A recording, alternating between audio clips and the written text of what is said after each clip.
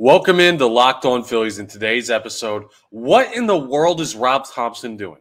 How he managed that game against the Atlanta Braves last night was complete negligence if you're trying to win baseball games. If you're trying to lose baseball games, he did a great job. Plus, the Phillies' offense was a little bit quiet. I get that. And, man, just a very frustrating Philadelphia Phillies game last night. And it starts with the manager. I'll tell you why and what he did wrong on today's episode of Locked On Phillies. You are Locked On Phillies, your daily Philadelphia Phillies podcast. Part of the Locked On Podcast Network, your team every day.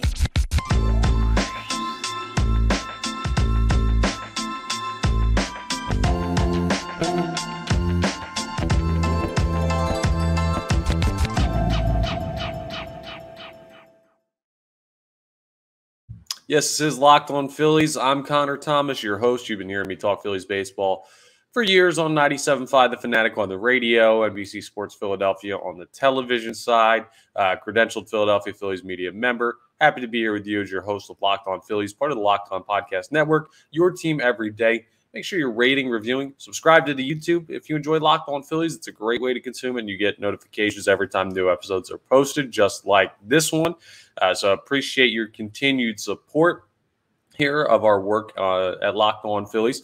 Thank you so much. Today's episode is brought to you by Game Time. Download the Game Time app, create an account, and use code LOCKEDONMLB for $20 off your first purchase. Last-minute tickets, lowest price, guaranteed. Check out our friends over at Game Time, and I'll tell you a little bit more about them later on in the episode. But where we start today is Rob Thomson's management of last night's game was, oh my goodness, it was atrocious. I don't know what more to say about it.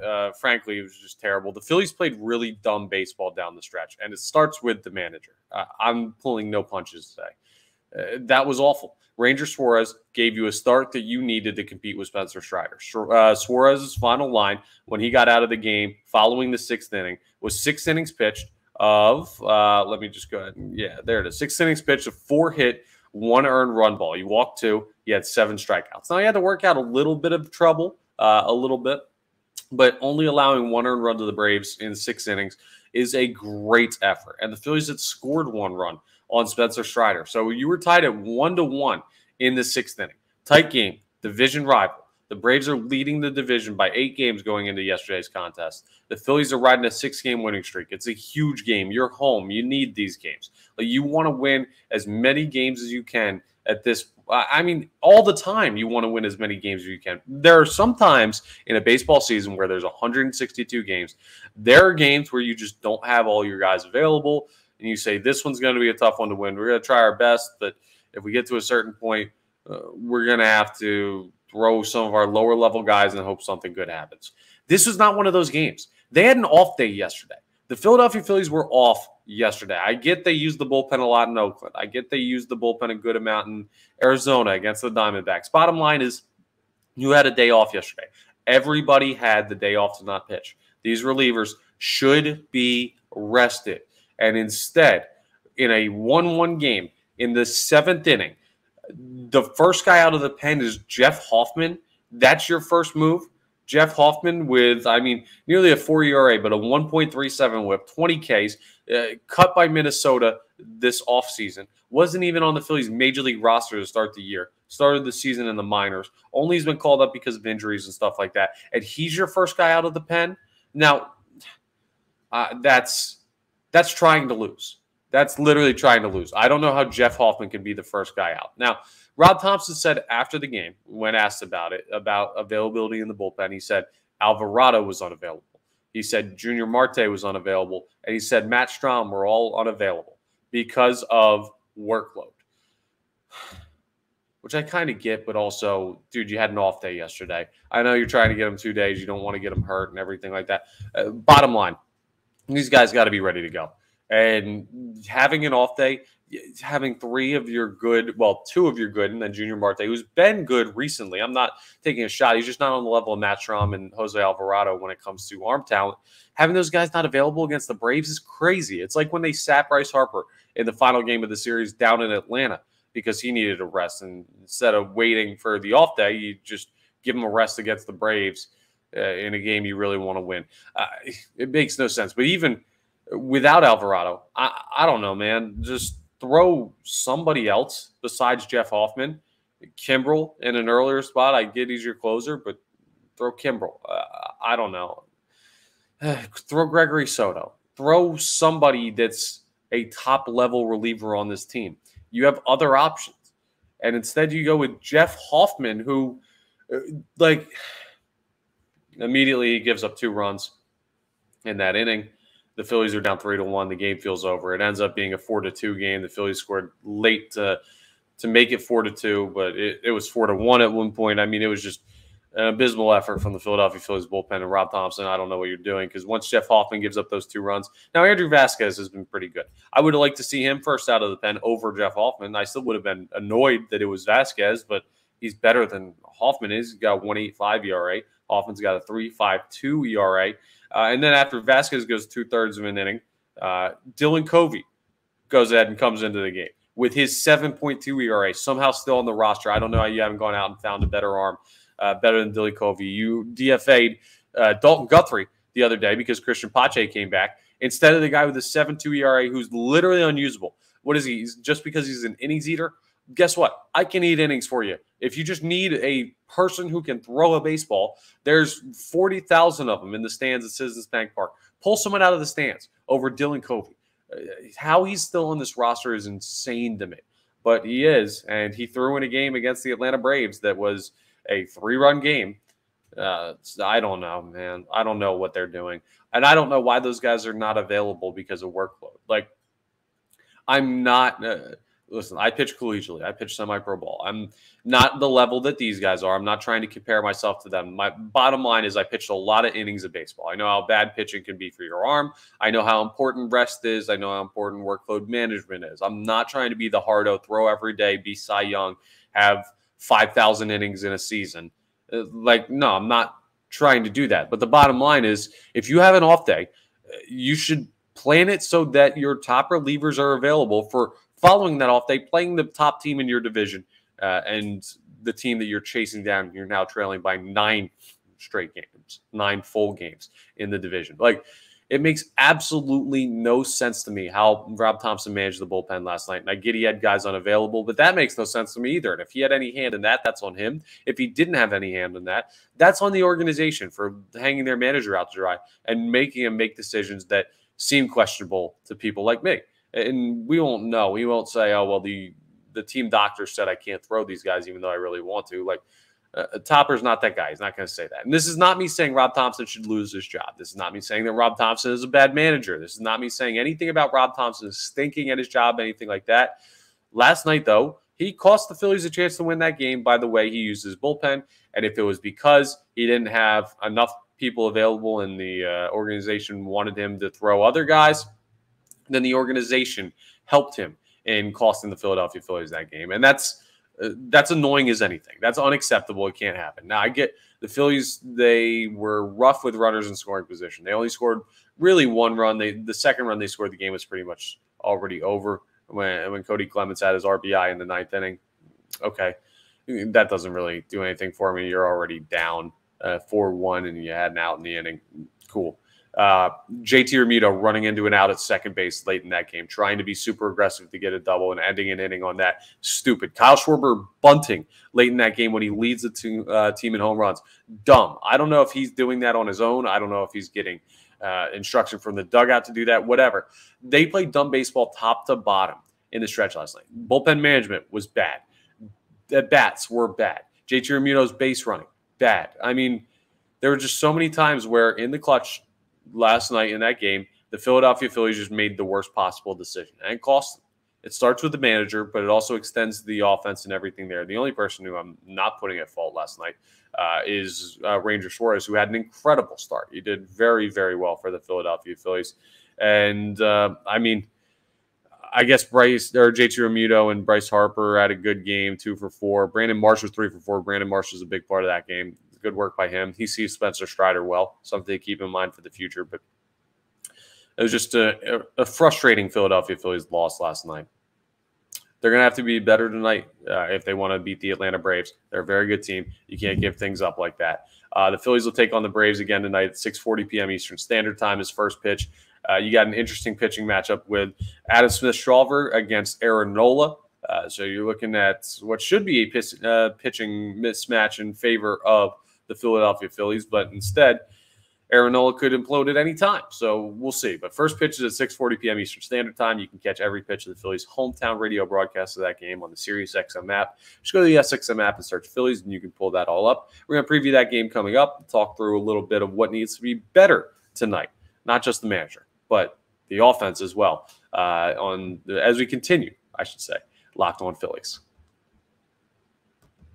First, though, I want to tell you about the best way to buy tickets last second. I mean, the best way to buy tickets in general. You don't have to wait till 2 minutes before a game, a concert, any type of event. But if you do, well, you could still use Game Time as the best place. I mean, Game Time is a great way anytime to go ahead and check out getting tickets to your favorite event.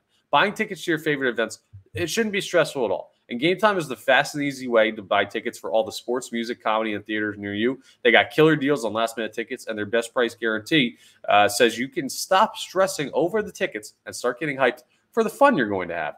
I mean, it's great. You can forget planning months in advance. Game Time has deals on tickets right up to the day of the event.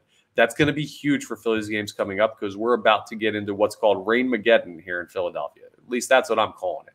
It looks like rain for about 14 straight days here in Philly, and that's not great for baseball weather.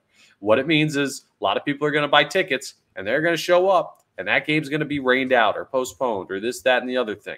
Game Time's perfect for that. You can wait until, I don't know, hour beforehand and say, oh, wow, it cleared up. A lot of people thought it was going to rain. Let me go get a great deal on tickets. Or you could say, I'm going to wait and not spend all this money, and then it gets rained out, and you're like, okay, well, no need to purchase it. And I felt confident I was going to get tickets anyway with Game Time. So it's a great way to check that all out. You can get exclusive flash deals on tickets for football, basketball, baseball, concerts, comedy, theater, and more. Plus, the Game Time guarantee means you're always going to get the best price. If you find tickets in the same section in a row for less, Game Time credits you 110% of the difference. You get pictures of your seat before you buy. It's just a couple of taps, and it doesn't have to go through your email. Your tickets come right to your phone, so you're not digging through your email or your junk folder looking for tickets. So snag the tickets without the stress with Game Time. Download the Game Time app, create an account, and use code LOCKEDONMLB for $20 off your first purchase. Terms apply. Again, create an account and redeem code LOCKEDONMLB for $20 off. Download Game Time today. Last-minute tickets, lowest price, guaranteed. All right, let's get into this matchup between the Phillies and the Braves. Again, 6:40 p.m. Eastern Standard Time tonight. First pitch is hopefully going to get off at that time. Looks like a little bit of rain out there right now here in Philadelphia as I look out my window. But it's supposed to be 6:40 p.m. Eastern Standard Time, and you can hear every pitch of the Phillies' hometown radio broadcast of that game on the SiriusXM app. Just go to the SXM app and search Phillies, and you can pull that all up. ESPN analytics are giving the Philadelphia Phillies a 48.6% chance to win tonight, 51.4% for the Atlanta Braves. I mean, last night's game, the Phillies had like a 36% chance to win. So looks like ESPN's liking the Phillies a little bit more tonight. That's probably because Aaron Nola still has the potential to be Aaron Nola. He's on the mound against, like I said, Adam Smith-Shawver. 6-5 record for Nola. 1-0 for Shawver. A 2.03 ERA in 13 innings for Shawver, but still a very small sample size. ERA for Nola is up to 4.66. He's got a 1.1 whip. Shawver has a 0.98 whip. 94 2/3 innings pitch for Nola, only 13.1 for AJ Smith. What? Have I been saying Adam Smith-Shawver? AJ Smith-Shawver. Anyway, bottom line. Here are the teams that Shawver has pitched against, though. He's pitched against the Diamondbacks. Very good team. That was his first appearance with 2 1/3 innings.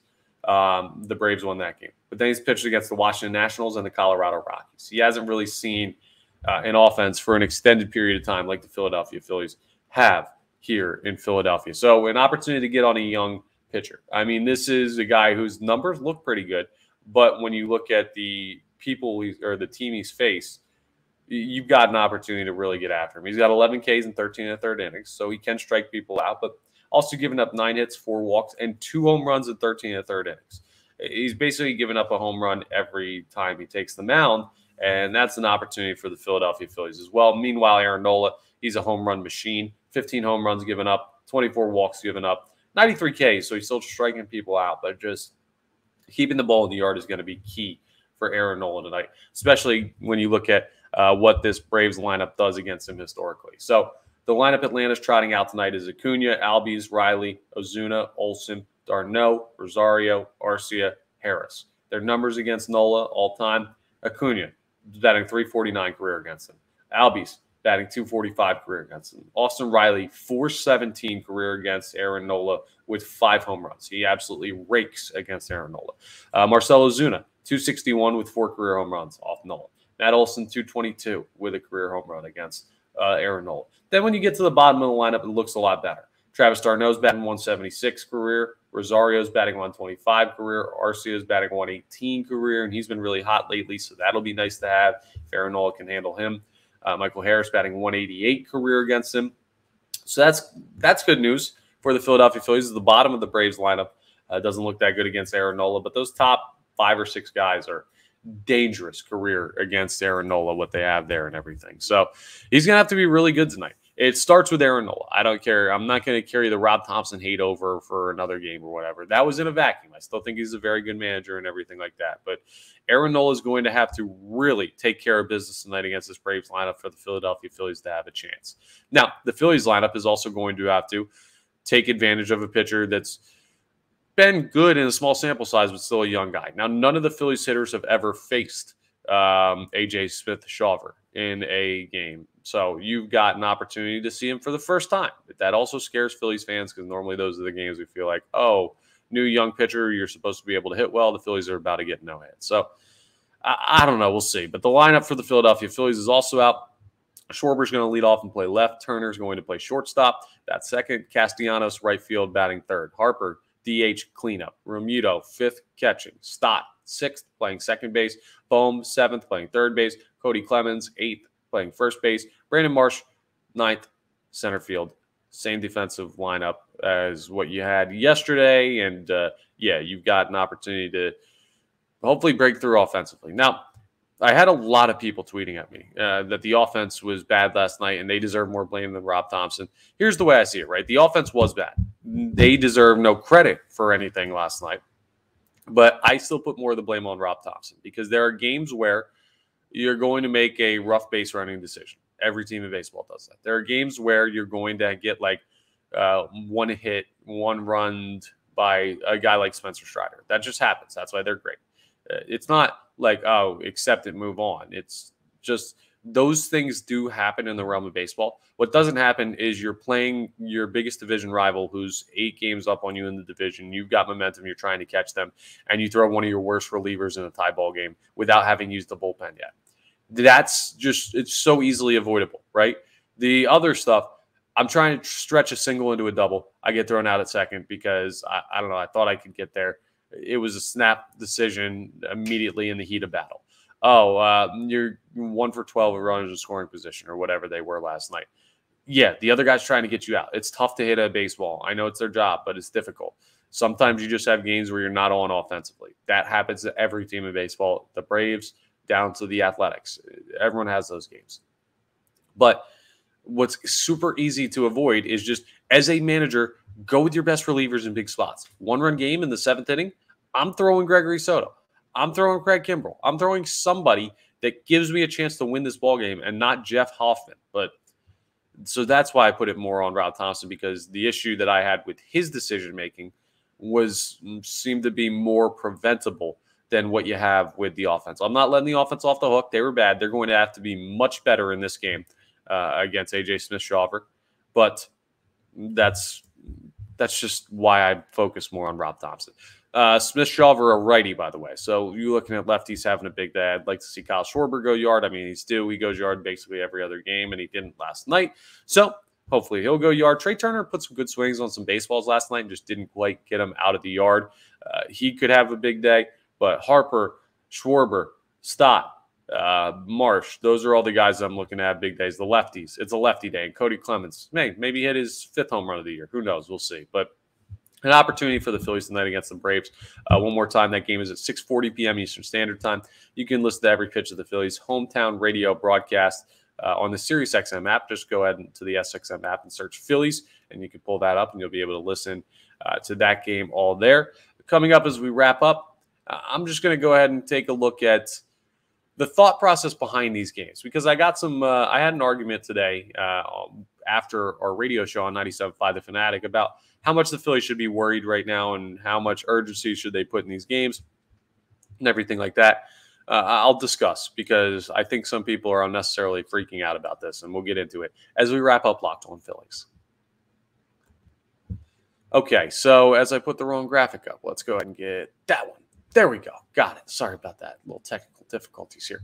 Anyway, the Phillies, Braves, last night, it was a tough loss. You wanted an opportunity to win. I already told you how I feel about Rob Thomson. I'm not sitting here like, woo, the Phillies lost to the Braves. Everything's sunshine and roses. No, I want them to win these games.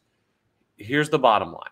I told you coming into this stretch with the NL East, if the Phillies come out of it 500, that's an acceptable outcome. That could mean losing 3 to the Braves and sweeping the Mets, who have been very bad recently and are coming to Philadelphia. Now, I know the Phillies don't play the Mets well, and I know you want to try and catch the Braves. I get all this. The bottom line is baseball is not a game where you could put so much stock into a singular game that you think the team's in trouble just because they lost to the Braves last night, just because they lose 2 of 3 to the Braves. You know how many teams lose 2 of 3 to the Braves?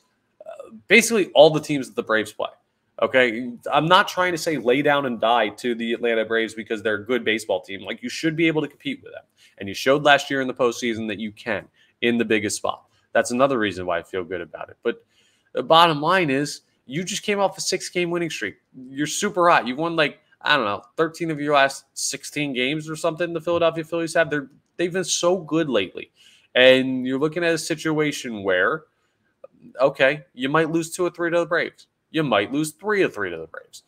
That doesn't undo, like, it feels like it means more because they're a divisional opponent you're trying to chase down. But losing 3 games doesn't undo that hot stretch you just had, okay? You'd have to have an equal cold stretch. They're still going to be, they could get swept by the Braves and they'll still be over 500. You remember how long it took the Phillies to fight back to 500? Like, they were trying for like a month, they couldn't get there. You can't get swept by the Braves and then lose 2 or 3 to the Mets and lose 5 or 6 in division. Like, that's not acceptable. But one game does not cause you to say, oh, the Phillies are losing it. They stink now, this, that, and the other thing. No, I want them to win these games. But it's still every game from the first game of the year to the last game of the year is just 1 of 162. Every 2 games is 2 of 162. 3 of 162, percentage of the season. Getting swept by the Atlanta Braves, I don't care about the standings or anything like that, is 1.9% of the season. It's a drop in the ocean, folks. We can't freak out over every 1% of the season. You're going to drive yourself insane. I get it's Atlanta. It's a game you want to win, everything like that, but it's just not the way you can consume a baseball season. You're going to drive yourself crazy. You're going to get too down on the Phillies. I still feel fine about this team. I think they're playing good baseball. I think they had a rough night last night, but I also think they got great starting pitching, and the starting pitching has been really strong for this team. I think they'll handle the Mets. They'll see Chicago coming up. They'll see Washington coming up. They have winnable games the rest of the month. I mean, I'm not worried about this team overall right now. It's just, it was annoying they lost last night. You have to view games in a vacuum. We're still pre-All-Star break. There's still so much time. I mean, the Phillies, they didn't really start to push into that wild card zone until, I don't know, midway through the second half of the season last year. They've got plenty of time to get there. They're not too far out. I mean, they're like a game and a half back of the final wild card spot right now, and with so many more to play, they're fine. I know you want them to compete for the division. Ideally, they'd be the top team in the NL East, and they'd never lose, and they'd be a juggernaut team. The start of the season showed you that's not what they're going to be in the regular season. So here's the goal. Stack wins, make it in some way, make noise in the playoffs again. It's not the ideal thing, but it's an acceptable thing because we saw what they did last year. So let's not forget that making it in baseball is just like any team can get hot at the right time. Just make it in. That's what the goal is, and that means you don't have to freak out over every 1 or 2 losses in a row, okay? So deep breath, everybody. If you're feeling that way, the Philadelphia Phillies are fine. They're going to be fine. They got a game against the Braves tonight. Hopefully we get good Nola. Hopefully it doesn't rain too hard and you get the game in. And hopefully they can even the series with the Braves and still have a chance to win it come Thursday. But that's what they're working with, all right? So deep breath, everybody. Bad night last night. Hopefully a better night tonight. We'll talk about more of it on the next episode of Locked On Phillies. Thank you so much for checking out today's episode. Make sure you're rating, reviewing, subscribing, all that good stuff. Locked On Phillies, of course, part of the Locked On Podcast Network, your team every day. Thank you again for checking us out. And I'll talk to you next time on the next episode of Locked On Phillies.